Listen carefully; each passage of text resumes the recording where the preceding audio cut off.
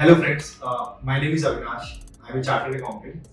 I have been associated with crypto since mid of 2017 when I joined one of the India's oldest and largest crypto exchanges as CFO. Went on to become CEO of the company. Uh, we have been living, I think, in a very exciting time as far as crypto is concerned. As you know that there is a global push towards crypto regulations, including in India. We have seen many steps towards regulations in India. Uh, ETF is likely to be approved in US, which I think will push a lot of money, institutional money into crypto. And halving is less than six months from now.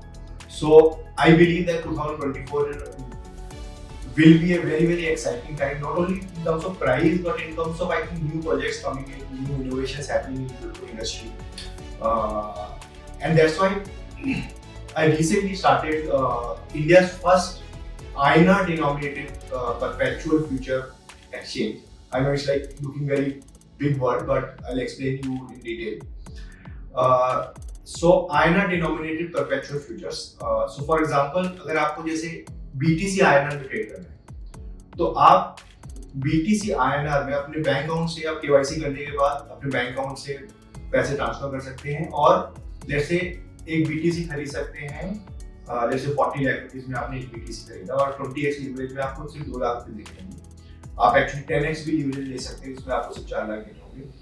तो आप BTC खरीद सकते हैं और जब आप जैसे 40 lakh rupees जो है वो 41 लाख रुपीस बनता है, तो आप उसको सेल भी कर सकते हो और जो भी आपका प्रॉफिट या लॉस है आप फिर अगेन बैंक अकाउंट पर लेके जा सकते हो। तो बेसिकली इसमें आप जो है परपेचुअल फ्यूचर कॉन्ट्रैक्ट कर रहे हो। इसके काफी सारे बेनिफिट्स भी है। सबसे पहले जो आई थिंक मेरा जो फोकस है वो है कि कैसे मैं एक तो लीगली कंप्लायंट और दूसरा टैक्स एफिशिएंट वे में हम लोग एनेबल करें कस्टमर्स को क्रिप्टो में ट्रेड करें। तो हमारी कंपनी FIO में रजिस्टर्ड है और सारे इंडियन कंपनी है। I am sitting in India. दूसरा जो है कि अगर हम देखें टैक्स पॉइंट ऑफ व्यू से, तो टैक्स पॉइंट ऑफ व्यू से आपको शायद, मुझे पता है कि नहीं पता कि जो क्रिप्टो फ्यूचर्स है, अगर आप देखो स्पॉट में तो आपको 1% TDS देना पड़ेगा। Every transaction doing spot 1% TDS applicable है, plus set off losses are not applicable. तो यानी कि अगर आप मान लो BTC में आपको प्रॉफिट होता है और इथेरियम में लॉस होता है, तो आपको प्रॉफिट पे तो टैक्स देना पड़ेगा। मतलब आपने 100 रुपए का प्रॉफिट कमाया BTC में, बट इथेरियम में आपने 80 रुपए का लॉस किया, तो आपको जो टैक्स देना है 30%, वो पूरा 100 रुपए में देना है। जबकि नॉर्मली होता है कि आपको 20 रुपए में, यानी कि 100 माइनस 20 पे टैक्स देना चाहिए। तो वो जो स्पॉट में जो फ्यूचर्स है, क्रिप्टो फ्यूचर्स, उसमें जो टैक्सेशन लॉ है वो थोड़ी डिफरेंट है। उसमें नॉर्मल जो टैक्सेशन लॉ है वो अप्लाई करते हैं। इसका मतलब ये है कि आपको एक तो सबसे पहले TDS नहीं है, 1% TDS जो है वो एप्लीकेबल नहीं है क्रिप्टो फ्यूचर्स के ऊपर। तो जब भी आप बाय सेल करते हो क्रिप्टो फ्यूचर्स में, 1% TDS नहीं देना होगा। सेकंड जो बहुत इंटरेस्टिंग चीज है कि सेट ऑफ लॉस अलाउड है। यानी कि मतलब आपका, मान लो अगेन सेम एग्जांपल कि अगर आपने 100 रुपए का प्रॉफिट कमाया बिटकॉइन में और 80 रुपए का लॉस हुआ इथेरियम में, तो आपको सिर्फ बैलेंस 20 रुपए पे टैक्स देना है। तो सेट ऑफ लॉस अलाउड है। और जो तीसरा आई थिंक इंपॉर्टेंट पार्ट है कि इसमें जो 30% टैक्स है, VDA टैक्स, वो एप्लीकेबल नहीं है। आपको नॉर्मल टैक्स देना पड़ेगा।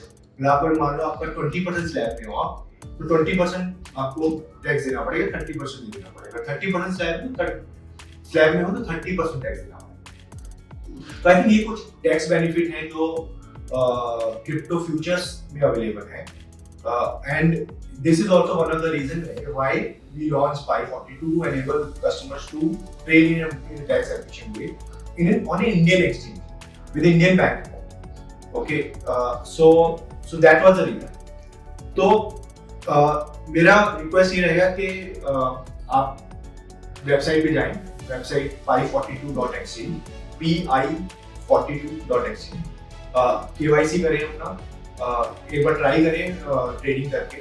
और अगर आपका कोई भी फीडबैक है, कोई भी आपका सजेशन है, कोई भी क्वेश्चंस हैं, तो आप मेरे को कांटेक्ट कर सकते हैं avinash@pi42.exchange. We'll love to interact with you and take your feedback. So happy trading and we look forward to your support. Thank you.